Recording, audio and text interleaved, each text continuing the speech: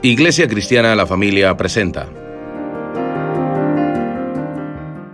un mensaje a la luz de la palabra. Con el pastor Bernardo Ríos. A continuación.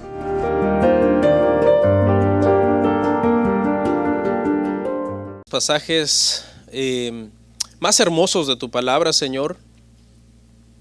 Pasaje que habla de nuestro Señor y Salvador Jesucristo. Te queremos pedir, Señor, que con una mente fresca, que pueda captar todo lo que necesitamos saber, atendamos en este momento, Señor, a tu palabra. Ayúdanos a comprender no solamente en teoría lo que vamos a hablar, sino también, Señor, que nuestro corazón se postre, Señor, ante este pasaje tan profundo que nos habla acerca de nuestro Señor y Salvador, nuestro Padre. Gracias. El tiempo está en tus manos y rogamos que lo bendigas y que nos ayudes a mí a predicar y a mis hermanos a escuchar y a todos a poner en práctica. En el nombre de Jesús, amén. Amén.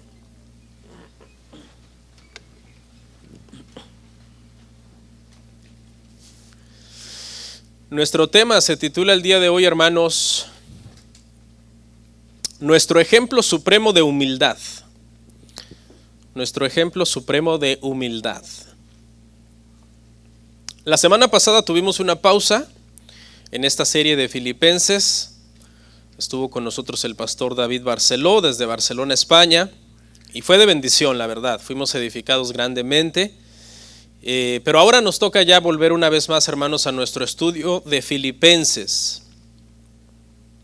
Nuestro último sermón se tituló Sin humildad no hay unidad. Estuvimos viendo del verso 1 al 4 y prácticamente lo que aprendimos, hermano, es que sin humildad no habrá unidad, sino división dentro de la iglesia. No habrá paz entre nosotros, sino guerra. Y no habrá cooperación mutua para predicar el evangelio y servir a Dios, sino competencia entre nosotros. El apóstol Pablo le estaba diciendo eso a los hermanos de Filipo: por favor, sean todos de un mismo sentir, estén unidos, pero no van a poder estar unidos si no son humildes. Entonces, hermano, como el apóstol sabe, y es una realidad que nos cuesta ser humildes, entonces a partir del verso 5 lo que hace el apóstol Pablo es dar un ejemplo. Primero dice del verso 1 al 4, sean humildes para que puedan estar unidos, y después dice, ahora les voy a mostrar un ejemplo de esta humildad a la que me estoy refiriendo. Y ahí es donde cita entonces la humildad de Cristo. Y esa humildad, hermano, de Cristo es de la que vamos a estar hablando hoy. Porque si ha existido alguien humilde en esta tierra, si hay alguien que ha pisado esta tierra y que ha sido la persona más humilde en la historia de la humanidad, ese fue nuestro Señor Jesucristo. De hecho, Él mismo dijo, aprended de mí que soy manso y humilde de corazón. Solo Él podía decir de sí mismo, yo soy humilde. Porque Él no miente, Él es Dios. Nosotros, si dijéramos yo soy humilde, estaríamos prácticamente diciendo algo orgulloso. El pasaje el día de hoy, hermano, aunque solo leímos el verso 5, vamos a ver hasta el verso 8. Dicen los eruditos que este pasaje era un himno que cantaba la iglesia primitiva. Se cree que era un himno que la iglesia primitiva cantaba precisamente para conmemorar uno de los actos de humildad más grandes que han existido en la historia. Me refiero a la encarnación. La encarnación del Hijo de Dios, la encarnación del mismo Dios, ha sido, hermanos, el acto de mayor humildad que se haya podido dar en la historia de la humanidad. Y eso es lo que vamos a ver el día de hoy. Este pasaje, algunos lo llaman, hermano, un diamante teológico. cuyo brillo, dice, en las Escrituras tiene pocos paralelos. Es decir, pasajes como estos, así de profundos y así de teológicos, hay pocos en la Biblia.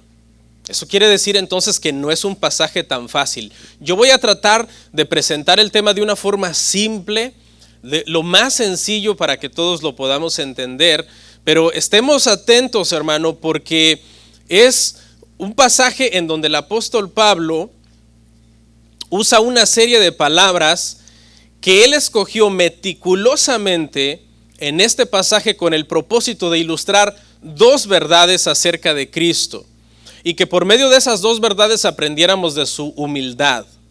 La primera verdad es que Cristo es verdadero hombre. Es decir, Pablo en este pasaje quiere dejar sentado que Cristo era verdaderamente hombre. Tomó la realidad de la humanidad en su persona. Pero al mismo tiempo, también el pasaje nos enseña que Cristo era y es verdadero Dios. Es decir, habitaban en Cristo la humanidad y la divinidad al mismo tiempo en una sola persona. Usted sabe que las iglesias cristianas, el cristianismo ortodoxo sostiene esta doctrina, la doctrina de la unión hipostática, que Cristo es verdadero Dios y Cristo es verdadero hombre. Bueno, precisamente este es uno de los pasajes de donde se saca esta enseñanza. Porque el trabajo de la iglesia en sí no es inventar doctrinas. El trabajo de la iglesia es extraer lo que las Escrituras dicen con respecto a un tema y enseñarlo. Este pasaje, hermanos, tiene el propósito el día de hoy de hacernos meditar en nuestra mente, pero al mismo tiempo hacernos adorar en nuestro corazón. Cuando llegamos a comprender verdaderamente quién es Cristo. Disculpas por la voz, me está cambiando, hermanos. Estoy en ese proceso. Bueno, vamos entonces a analizar el pasaje. Filipenses 2:5. Una vez más, vamos a leer ahí una vez más.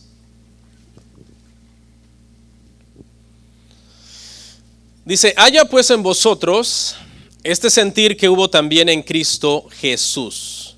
Comencemos a analizar entonces estas verdades, a desenterrar, a descubrir estas verdades de que la encarnación fue el acto más grande de humildad que se pueda haber registrado en la historia, pero que al mismo tiempo estos pasajes nos hablan de la humanidad de Cristo y la divinidad de Cristo. Y la primera frase que encontramos es, haya pues en vosotros este sentir. Y el sentir del que está a punto de hablar el apóstol Pablo es el sentir de Cristo, obviamente. ¿Por qué? Porque los filipenses precisamente estaban teniendo unos tipos de sentires que estaban produciendo cierta división. Y el apóstol Pablo les había dicho, no se preocupen por lo de ustedes mismos, preocúpense también por lo de los demás. ¿Se acuerda? Les dice, estando siempre unánimes.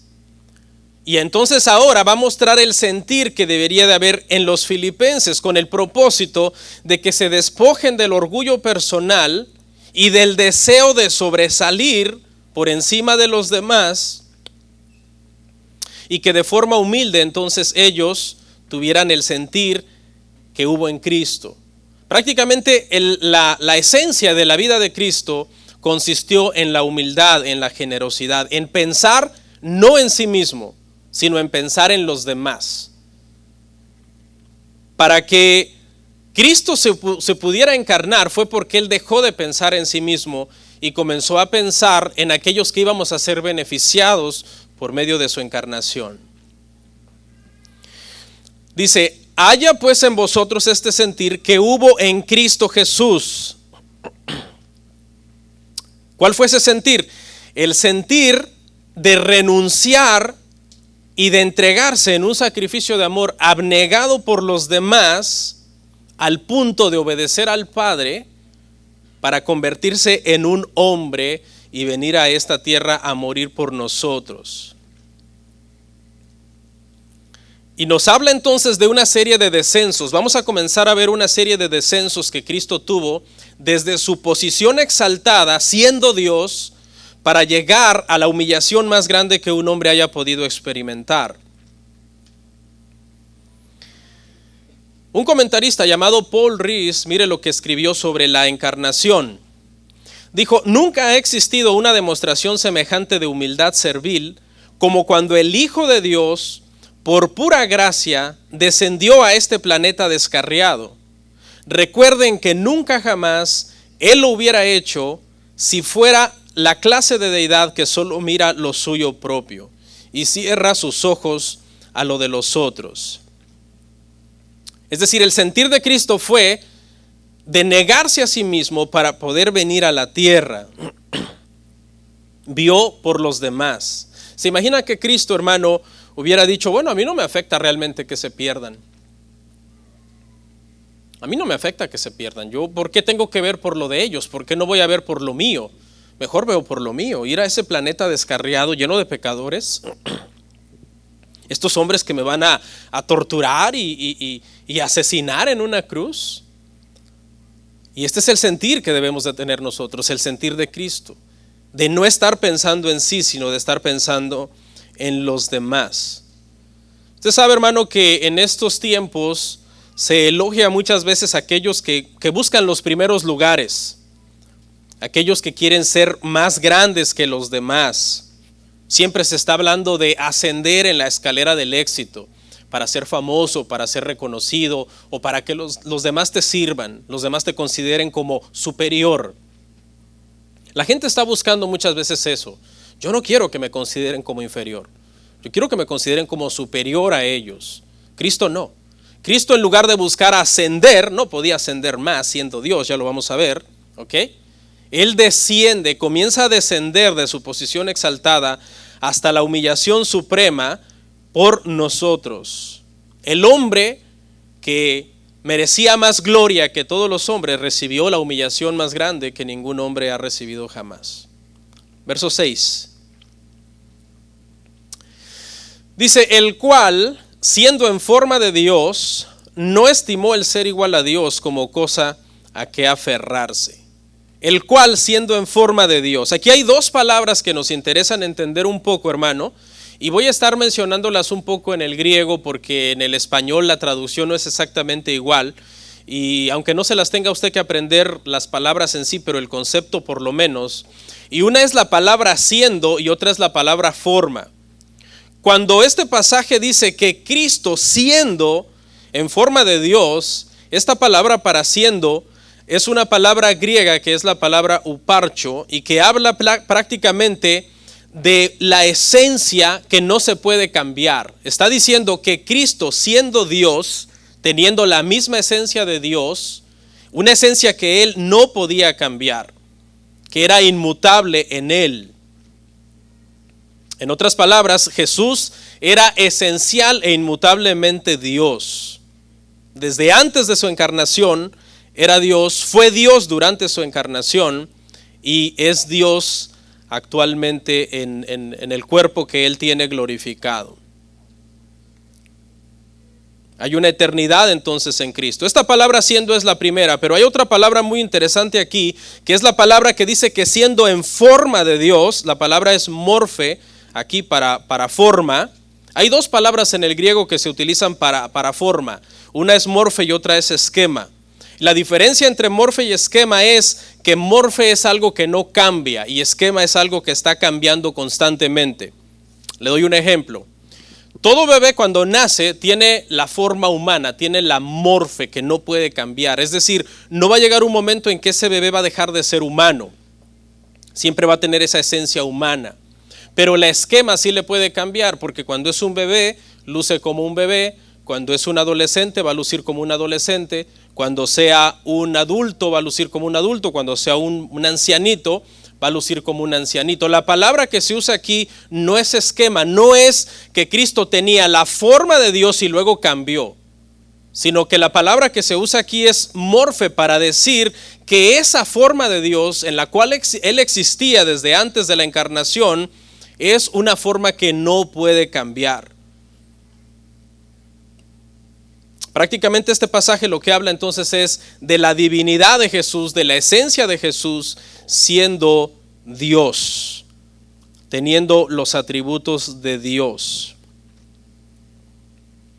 Y siendo en forma de Dios, ¿qué fue lo que hizo? Siendo en forma de Dios, no estimó el ser igual a Dios como cosa a que aferrarse. Aquí es donde comienza su descenso. Ya establecimos hasta este punto su posición. ¿Okay? La posición de Cristo es que Él es Dios, que tiene la forma de Dios, que tiene toda la esencia y la sustancia de Dios.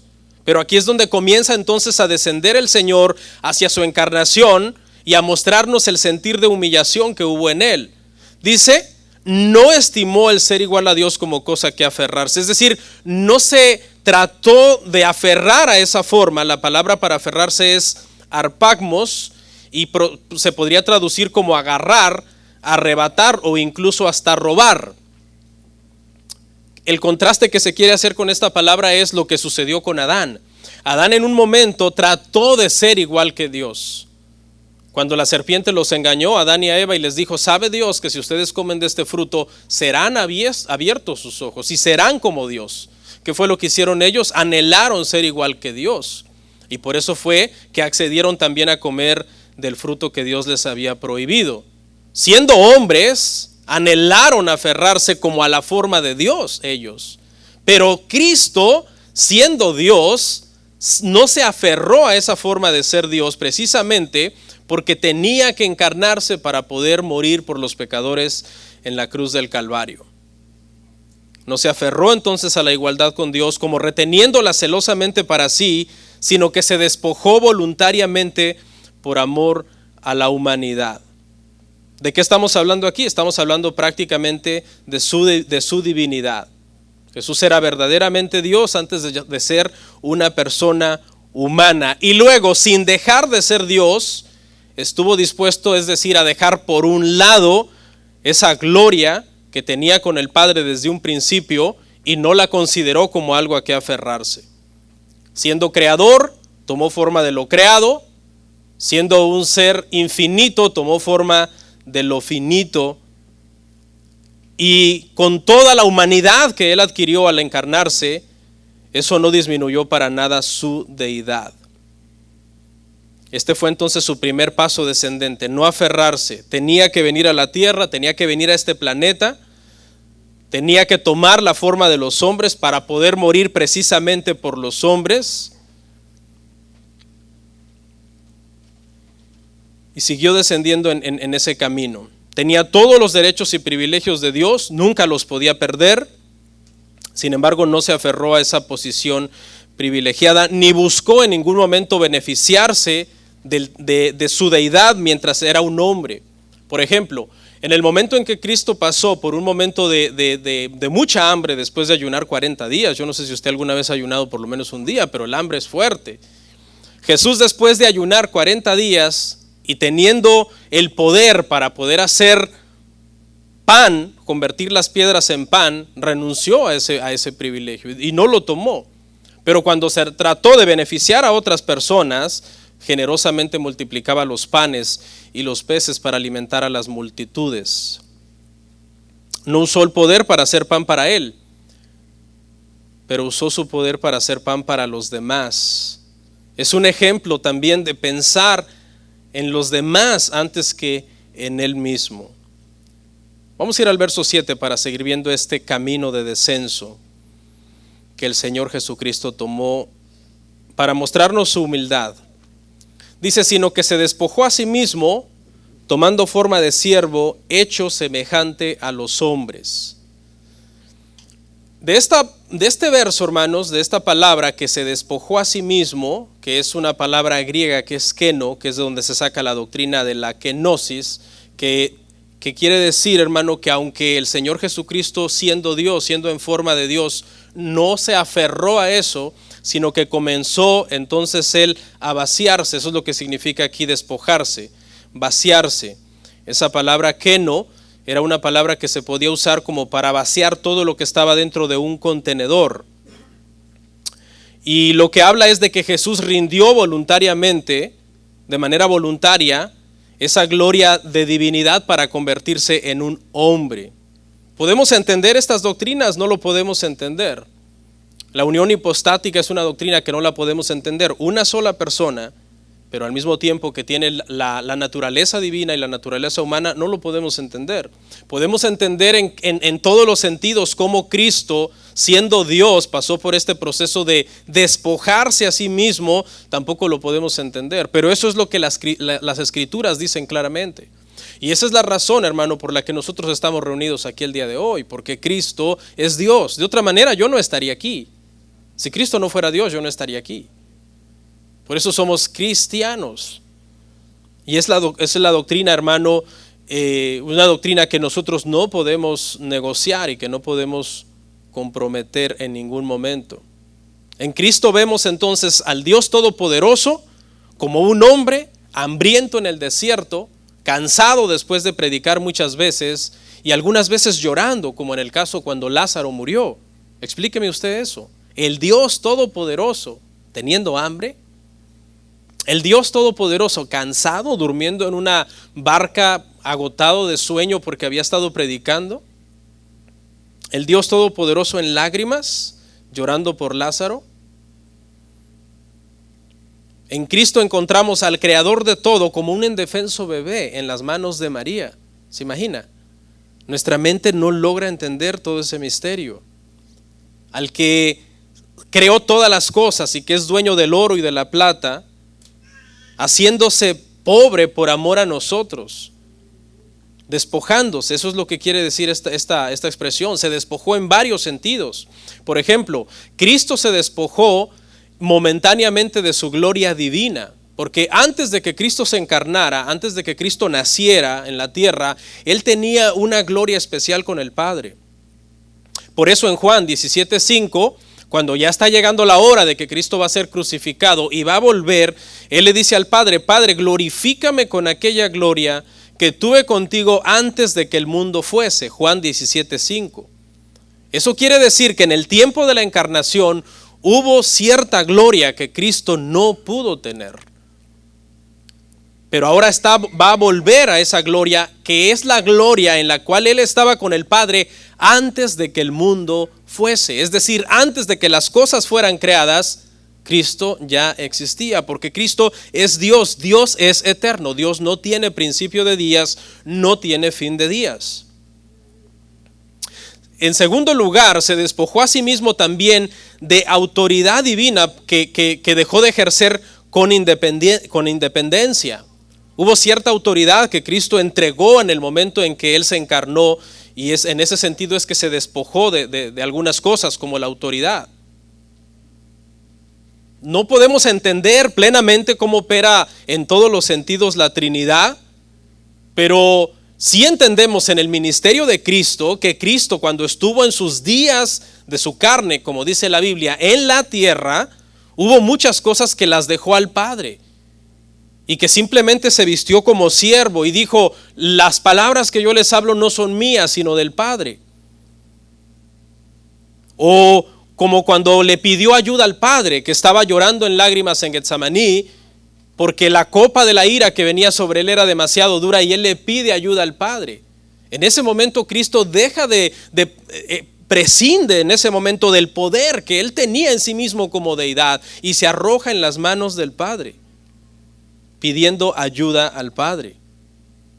En tercer lugar, también se despojó a sí mismo del ejercicio voluntario de algunos de sus atributos divinos, mas no de su esencia y de su deidad. Hay algunos pasajes en donde, por ejemplo, se cuestiona la deidad de Cristo, porque mucha gente no entiende que Cristo se despojó voluntariamente de ciertas cosas. Por ejemplo, la gente dice: si Cristo es Dios, Cristo es omnisciente, y si es omnisciente quiere decir que lo sabe todo. Y hay por ahí dos pasajes, uno donde dice Cristo: yo no sé el día de mi regreso. Y entonces la gente dice: ¿y entonces por qué no lo sabe?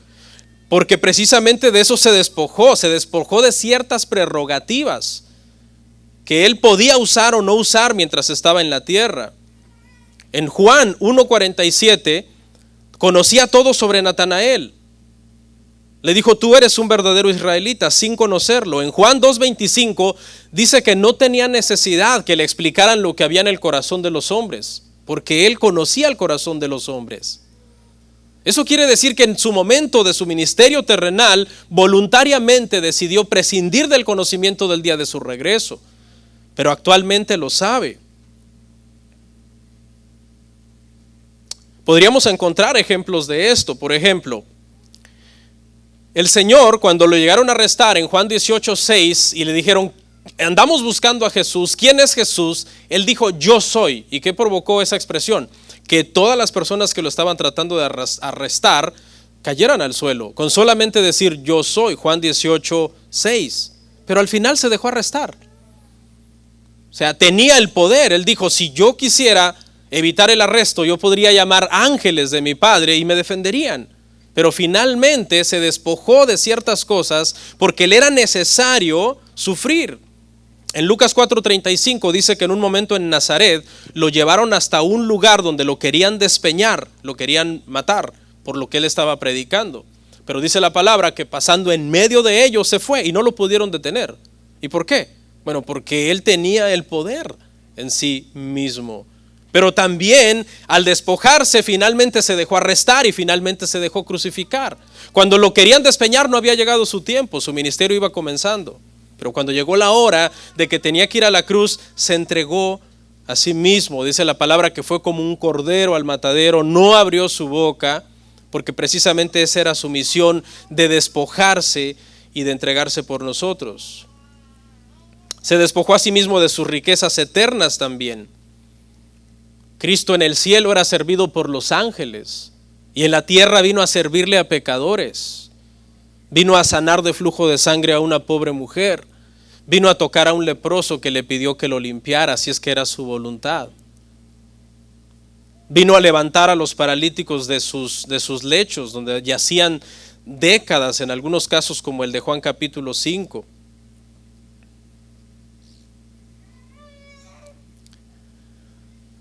En quinto lugar, y en último espacio aquí, en último punto de las cosas que se despojó, Cristo se despojó a sí mismo también de una relación única e íntima que tuvo con el Padre antes de la encarnación.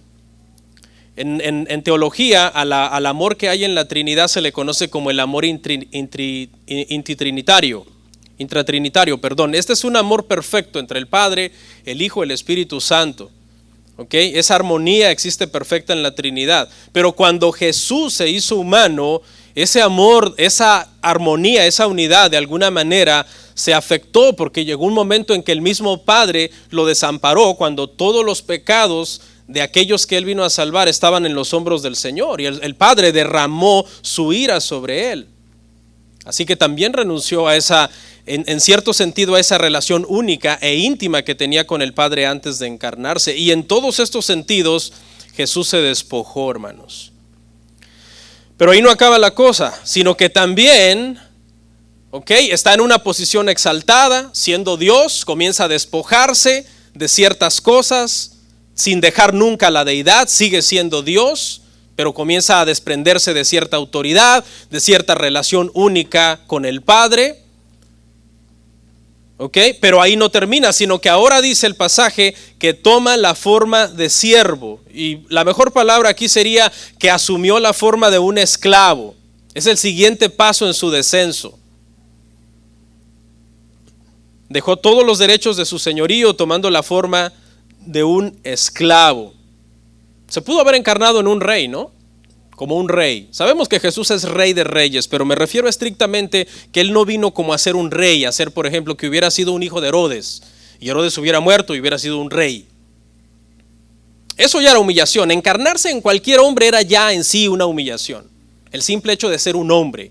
Pero no se encarnó en un hombre rico, o famoso, o que vivía bien, o que era un rey, o que era un emperador. No, sino que en un esclavo, en un sirviente. Un duolos es la palabra. Y el duolos era una persona que tenía que llevar las cargas de los demás. Ese era su trabajo principal. Aún las vestiduras que llevaba ese siervo no eran de él. Incluso su propia vida se la debía a su amo. Por eso es que lo vemos al Señor en su postura de siervo, lo vemos consiguiendo un burro para entrar en Jerusalén el domingo de Ramos. Lo vemos consiguiendo una habitación para celebrar la última cena con sus discípulos. Y ya muerto, incluso siendo enterrado en una tumba prestada, porque esa es la postura de siervo que él vino a asumir en esta tierra. ¿Y cuál carga vino a llevar Cristo? Bueno, vino a llevar la carga más pesada que puede haber en el corazón de los seres humanos. Es la carga del pecado. Es la carga que finalmente llevará a la condenación eterna a todos aquellos que no se arrepientan. Y Cristo es el que como siervo vino y se entregó para llevar esa carga por los pecadores que vienen a Él buscando entonces la salvación. Note que como hombre recibe adoración. En el momento en que lo vienen a adorar, Él recibe adoración siendo un hombre porque es Dios. Pero no exige ningún privilegio como hombre. ¿Ok? Recibe adoración, pero no exige ningún privilegio. Nace en un pesebre. Navega en las barcas de sus amigos en medio de las tormentas. Comía lo que todos comían. Cuando se servía el almuerzo con los apóstoles, Él no decía, yo quiero lo mejor para mí. Dormía en la montaña orando. Cristo no solo dejó los privilegios de Dios, dejó muchos de los privilegios de los hombres también. ¿Quién cree usted que comía mejor, Cristo o Herodes? Herodes. ¿Quién dormía en una mejor cama, Cristo o Herodes? Herodes. ¿Sí ve? No solamente se despojó de privilegios como deidad que era, sino que al venir a habitar entre los hombres, vino y también se desprendió de privilegios humanos. Y vino y sufrió en esta tierra. Hecho semejante a los hombres. Es la parte que sigue. Seguimos ahí en el verso 7 estamos, ¿verdad? Verso 7. Hecho semejante a los hombres. Es decir, tuvo que pasar por ese proceso de concepción, de nacimiento, que fue un parto natural. Se convirtió en un ser humano como cualquier otro ser humano, claro, con todos los atributos de la deidad, pero también con todos los atributos de la humanidad. Era un hombre auténtico entre los hombres, todos los que lo veían como un hombre. Ese es el hijo de José. Se ha dicho, hermanos, que Jesucristo fue verdadero hombre y un hombre verdadero. Y lo que quiere decir es que no ha existido alguien que llene más los zapatos de un hombre que Cristo Jesús. Por eso Él debe de ser nuestro modelo en todos los aspectos, especialmente para los varones, ¿no? El modelo de virilidad y de hombría debe de ser Cristo para nosotros, no un actor famoso, un cantante famoso, etcétera. Porque si ha habido el hombre más hombre que ha existido y que ha pisado esta tierra, ha sido el Señor Jesucristo. Vamos al verso 8, hermanos. Verso 8.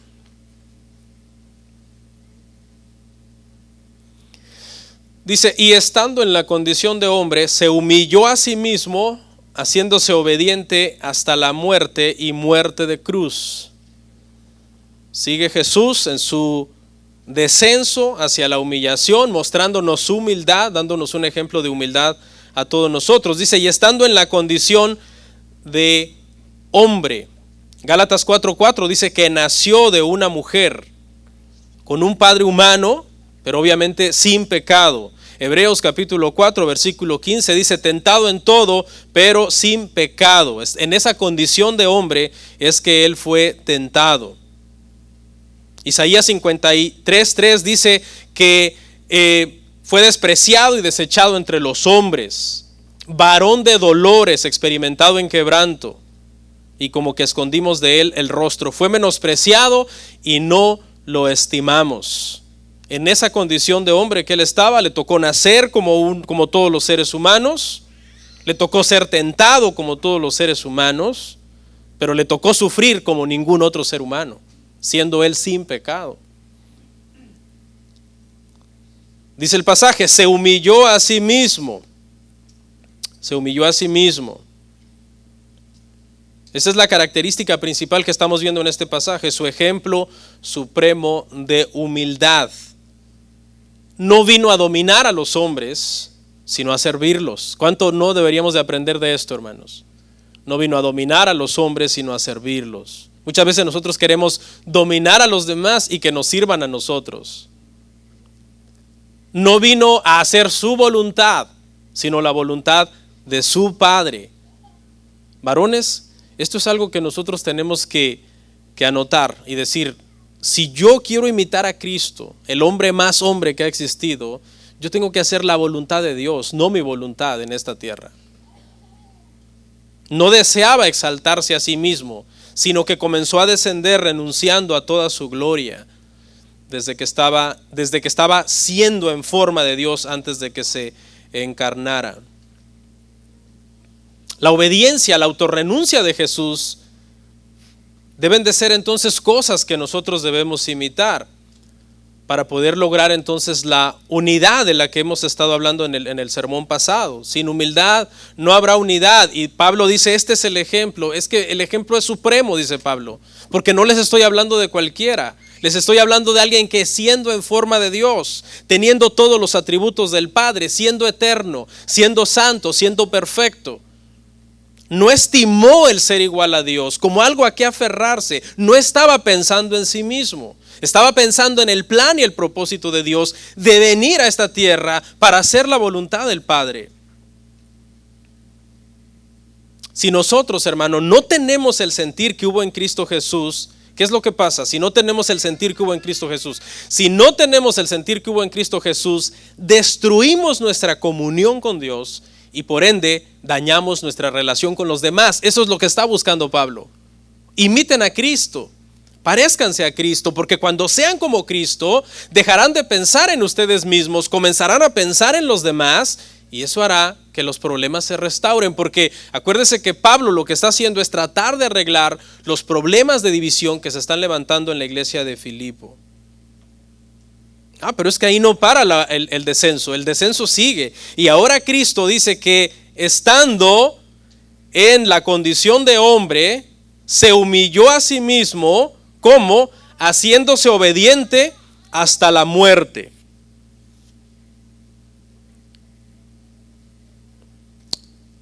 Tuvo que pasar por un momento entonces de arresto, de juicio y de crucifixión. Y aquí hay una parte, hermano, que habla de la deidad de Cristo, de la que ya hemos estado hablando, ¿no? Pero note que para Cristo morir fue una cuestión de obedecer. Para nosotros morir no es una cuestión de obedecer, se lo explico. Vamos a suponer que ya cuando llegara la hora de que usted va a morir, Dios viniera y le preguntara, oye, ¿te quieres morir, sí o no? Y usted dijera, no, pues sabes qué, no sé, Dios, déjame pensar, luego te aviso, hay unos 100 años te vuelvo a avisar. Para nosotros morir no es una cuestión de obedecer, es una cuestión de necesidad. Nosotros vamos a morir sí o sí. Y vamos a morir en el momento en que Dios diga. El momento en que Dios diga, nos vamos, algunos jóvenes, algunos de edad media, otros más ancianos. Pero en el momento en que llegue ese momento no es de que tú digas, ¿será que obedezco en el tema de morir o no obedezco? ¿Y si no quiero obedecer? No, el Señor obedeció porque Él no podía morir, porque no había pecado en Él. ¿Sí? Si la muerte vino, el aguijón de la muerte vino sobre Cristo, fue precisamente porque todos los pecados del mundo estaban sobre Él, los pecados de aquellos que íbamos a ser salvos. Por eso fue que Él se hizo obediente hasta la muerte. Por eso Él dijo, a mí nadie me quita la vida. A mí nadie me quita la vida, dijo Cristo. Yo pongo mi vida por mis ovejas. Tengo poder, dijo, para poner mi vida y volverla a tomar. Y eso fue lo que hizo cuando resucitó. Nosotros no tenemos que ser obedientes en el tema de la muerte, en el sentido de que Dios nos vaya a preguntar a ver si queremos morirnos o no. Pero Cristo sí, Cristo sí llegó un momento en que Él dijo, está bien, sí, yo obedezco hasta la muerte. Incluye la muerte esta misión, yo obedezco hasta la muerte entonces, porque incluye morir por ellos para poderles dar vida. Amén. ¿Y qué muerte? Pues las peores de las muertes que ha existido. Mire lo que dice ahí, y muerte de cruz. Sigue descendiendo el Señor. en su camino de humillación. Es la última etapa ya de su descenso. Muerte de cruz. Es decir, cuando se hizo este plan de redención y se planeó que Cristo, siendo en forma de Dios, no estimó el ser igual a Dios como cosa que aferrarse, sino que se despojó a sí mismo, tomando forma de siervo y estando en la condición de hombre, se hizo obediente hasta la muerte. ¿Y muerte de qué? Muerte de cruz. Se estableció que tenía que ser muerte de cruz. ¿Y por qué muerte de cruz? Porque si usted se recuerda, a Juan el Bautista lo decapitaron, a Esteban lo apedrearon. ¿Por qué el Señor no fue muerte de decapitación o muerte por lapidación, sino muerte por crucifixión? Bueno, porque estaba escrito que iba a ser maldito todo aquel que fuera colgado en un madero. Y Gálatas nos aclara entonces que Cristo se convirtió en maldición en esa cruz precisamente para llevar la maldición de todos aquellos que íbamos a venir a Él en la salvación. Era un método, hermano, de ejecución diseñado por los persas, por los fenicios y perfeccionado por los romanos, que estaba reservada para lo peor de la sociedad, para los esclavos, para los delincuentes más viles, para los enemigos del Estado. O sea, no podía haber muerte más humillante, y la recibió Cristo Jesús, Dios por nosotros. Los judíos consideraban la crucifixión una especie de horca, una especie de estar colgados, y eso era estar bajo maldición, precisamente porque el Señor quería llevarnos a la salvación por medio de quitar la maldición sobre nosotros. ¿Qué maldición? La maldición del pecado, ese pecado bajo el cual todos nacemos por ser descendientes de Adán y Eva. Y también tenía que ser por crucifixión, porque era un método sangriento que estaba apuntando precisamente, era el objeto al que habían señalado todos los sacrificios del Antiguo Testamento, todos esos sacrificios sangrientos que estaban apuntando precisamente a la cruz de Cristo. Y uno se pregunta, hermano, en este pasaje uno se pregunta, ¿por qué tanta teología? Porque acuérdese que Pablo, ¿dónde está? Pablo está en la cárcel. Pablo está detenido, está encadenado a un soldado romano cuando está escribiendo esta carta. Y le está escribiendo a los filipenses. Y uno se pregunta, ¿por qué Pablo se toma tanta molestia de darles un tratado teológico tan profundo a los filipenses? ¿Qué tiene que ver esto con que los está llamando a la humildad? Bueno, la razón es, hermanos, porque precisamente el interés de Pablo no es en sí darles una cátedra de teología, sino que entiendan el proceso de humillación de Cristo para que ellos pudieran entonces ser personas humildes. Pablo quería que esta teología los llevara a una acción, no meramente a un conocimiento. Porque de nada sirve que, yo entiendo la unión hipostática, lo mejor que puedo entenderla la entiendo, y entiendo la doctrina de la kenosis, que Cristo se vació de sí mismo y se encarnó y vino y fue un hombre. Pero ¿de qué sirve si no entiendes, si no aplicas el espíritu del pasaje? Y el espíritu del pasaje es un llamado a la humildad. Haya pues en vosotros este sentir. ¿Cuál sentir? Este sentir de despojarse de sí mismo y de estar pensando en los demás. La intención de Pablo en sí, hermanos, es persuadir a los filipenses para que vivieran una vida entonces de unidad, no de discordia, sino de amor, no de ambición personal, sino de cooperación mutua. ¿Como quién? Como Cristo, que les había dado el ejemplo supremo de humildad. Oramos.